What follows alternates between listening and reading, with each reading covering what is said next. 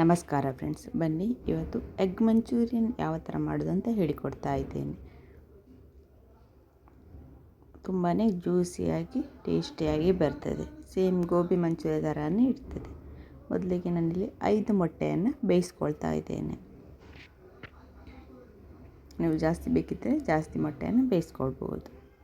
ಇವಾಗ ಈ ಮೊಟ್ಟೆಯನ್ನು ಸಿಪ್ಪೆ ತೆಗೆದು ಅದನ್ನು ಚಿಕ್ಕದಾಗಿ ಕಟ್ ಮಾಡಿಕೊಳ್ತಾ ಇದ್ದೇನೆ. ಚಿಕ್ಕ ಚಿಕ್ಕ ಪೀಸಾಗಿ ಕಟ್ ಮಾಡಿಕೊಳ್ಬೇಕು. ಯೆಲ್ಲೋ ಪಾರ್ಟ್ ಇದೆಯಲ್ಲ ಅದನ್ನು ಸಹ ಚಿಕ್ಕದಾಗಿ ಕಟ್ ಮಾಡಿಕೊಳ್ಬೇಕು. ನೋಡಿ, ಇವಾಗ ಕಟ್ ಮಾಡಿ ಆಗಿದೆ. ಇಷ್ಟಾದರೆ ಸಾಕು. ಇವಾಗ ಇದಕ್ಕೆ ನಾನು ಕಟ್ ಮಾಡಿಟ್ಟಂತಹ ಬೆಳ್ಳುಳ್ಳಿಯನ್ನು ಸೇರಿಸ್ತಾ ಇದ್ದೇನೆ. ಒಂದು 6-7 ಬೆಳ್ಳುಳ್ಳಿಯನ್ನು ಸೇರಿಸ್ತಾ ಇದ್ದೇನೆ. ಇವಾಗ 1 ಇಂಚು ಶುಂಠಿಯನ್ನು ಚಿಕ್ಕದಾಗಿ ಕಟ್ ಮಾಡಿಕೊಂಡು ಇದಕ್ಕೆ ಸೇರಿಸ್ಕೊಳ್ತಾ ಇದ್ದೇನೆ. ನಿಮ್ಮ ಹತ್ರ ಶುಂಠಿ ಬೆಳ್ಳುಳ್ಳಿ ಪೇಸ್ಟ್ ಇದ್ದರೆ ನೀವು ಅದನ್ನೇ ಸೇರಿಸ್ಕೋಬೋದು. ಇವಾಗ ಇದಕ್ಕೆ ನಾನೊಂದು 4 ಟೇಬಲ್ ಸ್ಪೂನ್ ಆಗುವಷ್ಟು ಕಡಲೆ ಹಿಟ್ಟನ್ನು ಸೇರಿಸ್ತಾ ಇದ್ದೇನೆ. ಸ್ವಲ್ಪ ಅರಶಿನ ಪುಡಿ ಸೇರಿಸ್ಕೊಳ್ತಾ ಇದ್ದೇನೆ. ಹಾಗೆ ಸ್ವಲ್ಪ ಕೊತ್ತಂಬರಿ ಪುಡಿ ಸೇರಿಸಿದ್ದೇನೆ. ಇವಾಗ ಸ್ವಲ್ಪ ಗರಂ ಮಸಾಲ ಸೇರಿಸ್ತಾ ಇದ್ದೇನೆ. ಖಾರಕ್ಕೆ ಚಿಲ್ಲಿ ಪೌಡರ್ ಸೇರಿಸ್ಕೊಳ್ತಾ ಇದ್ದೇನೆ. ರುಚಿಗೆ ಬೇಕಾದಷ್ಟು ಉಪ್ಪು. ಇವಾಗ ಇದಕ್ಕೆ ನಾನೊಂದು ಮೊಟ್ಟೆ ಹುರಿದು ಸೇರಿಸ್ಕೊಳ್ತಾ ಇದ್ದೇನೆ. ಇದಕ್ಕೆ ನೀರು ಸೇರಿಸಲಿಕ್ಕಿಲ್ಲ. ಈ ಮೊಟ್ಟೆಯಲ್ಲೇ ಇದನ್ನು ಚೆನ್ನಾಗಿ ಮಿಕ್ಸ್ ಮಾಡಿಕೊಳ್ಬೇಕು. ನೀವು ಜಾಸ್ತಿ ಕ್ವಾಂಟಿಟಿಯಲ್ಲಿ ಮಾಡ್ತಿದ್ರೆ ಸ್ವಲ್ಪ ಜಾಸ್ತಿ ಮೊಟ್ಟೆಯನ್ನು ಸೇರಿಸ್ಕೊಂಡು ಮಿಕ್ಸ್ ಮಾಡಿಕೊಳ್ಳಿ. ನೋಡಿ, ಇಷ್ಟಾಗಿದೆ. ಇಷ್ಟಾದರೆ ಸಾಕು. ಸ್ವಲ್ಪ ಡ್ರೈ ಇರಬೇಕು.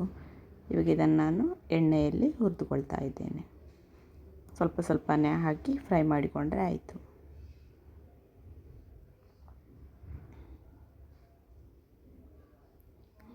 ನೋಡಿ, ಇವಾಗ ಫ್ರೈ ಆಗಿದೆ. ಇದೇ ಥರ ಎಲ್ಲವನ್ನು ಸಹ ಫ್ರೈ ಮಾಡಿಕೊಂಡ್ರೆ ಆಯಿತು. ನೋಡಿ, ಇವಾಗ ರೆಡಿಯಾಗಿದೆ. 5 ಮೊಟ್ಟೆಯಲ್ಲಿ ಇಷ್ಟೊಂದು ದೊಡ್ಡ ಕಪ್ಪಲ್ಲಿ ಇಷ್ಟು ರೆಡಿಯಾಗಿದೆ.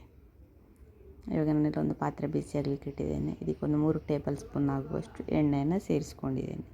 ಇವಾಗ ಇದಕ್ಕೆ ಚಿಕ್ಕದಾಗಿ ಕಟ್ ಮಾಡಿಕೊಂಡ ಬೆಳ್ಳುಳ್ಳಿ ಸೇರಿಸ್ತಾ ಇದ್ದೇನೆ. ಹಾಗೆ ನಾನಿಲ್ಲಿ 2 ಹಸಿಮೆಣಸನ್ನು ಸೇರಿಸ್ಕೊಳ್ತಾ ಇದ್ದೇನೆ. ನಿಮ್ಮ ಹತ್ರ ಕ್ಯಾಪ್ಸಿಕಮ್ ಇದ್ದರೆ ನೀವು ಅದನ್ನು ಸೇರಿಸ್ಕೋಬೋದು. ಇವಾಗ ಇದಕ್ಕೆ ನಾನು ಫ್ರೈ ಮಾಡಿಟ್ಟಂಥ ಮೊಟ್ಟೆಯನ್ನು ಸೇರಿಸ್ಕೊಳ್ತಾ ಇದ್ದೇನೆ. ಇವಾಗ ಒಂದು ಸಲ ಇದನ್ನು ಚೆನ್ನಾಗಿ ಮಿಕ್ಸ್ ಮಾಡಿಕೊಳ್ಳುವ.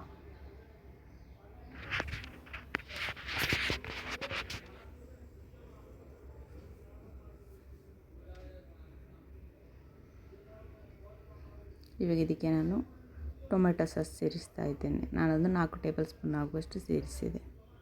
ಹಾಗೆ ಸ್ವಲ್ಪ ನೀರು ಸಹ ಸೇರಿಸ್ಕೊಳ್ಬೇಕು. ನನಗೆ ಸ್ವಲ್ಪ ಸಾಸ್ ಕಮ್ಮಿ ಅಂತ ಅನಿಸಿತು, ಅದಕ್ಕೆ ವಾಪಸ್ ಸೇರಿಸ್ಕೊಂಡೆ. ಅದು ವಿಡಿಯೋ ಸ್ಕಿಪ್ ಆಗಿದೆ. ನೀವು ಮಾತ್ರ ರೆಡ್ ಚಿಲ್ಲಿ ಸಾಸ್ ಇದ್ದರೆ ಅದನ್ನು ಸಹ ಸೇರಿಸ್ಕೋಬೋದು. ಗ್ರೀನ್ ಚಿಲ್ಲಿ ಸಾಸ್ ಎಲ್ಲ ಸೇರಿಸ್ಕೋಬೋದು. ಖಾರಕ್ಕೆ ಬೇಕಿದ್ದರೆ ಈ ಟೈಮಲ್ಲಿ ಮೆಣಸಿನ ಪುಡಿ ಸಹ ಸೇರಿಸ್ಕೋಬೋದು. ಆಯಿತು, ನೋಡಿ, ರೆಡಿ ಆಯಿತು. ಇಷ್ಟೇ, ಬೇಗನೆ ರೆಡಿ ಆಗ್ತದೆ. ತುಂಬಾ ಜ್ಯೂಸಿಯಾಗಿ ಬಂದಿದೆ. ಮೊಟ್ಟೆ ಹಾಕಿದ್ದರಿಂದ ಇದೊಂದು ಡಿಫ್ರೆಂಟ್ ಟೇಸ್ಟಾಗಿ ಬಂದಿದೆ. ನೀವು ಸಹ ಒಂದು ಸಲ ಟ್ರೈ ಮಾಡಿ ನೋಡಿ. ಹೇಗಾಗಿದೆ ಅಂತ ಕಮೆಂಟ್ ಮಾಡಿ ತಿಳಿಸಿ. ಹಾಗೆ ನಿಮ್ಮ ಫ್ರೆಂಡ್ಸ್ ಜೊತೆ ವಿಡಿಯೋವನ್ನು ಶೇರ್ ಮಾಡಿ. ವಿಡಿಯೋ ಇಷ್ಟ ಆದರೆ ಒಂದು ಲೈಕ್ ಕೊಡಿ. Thank you.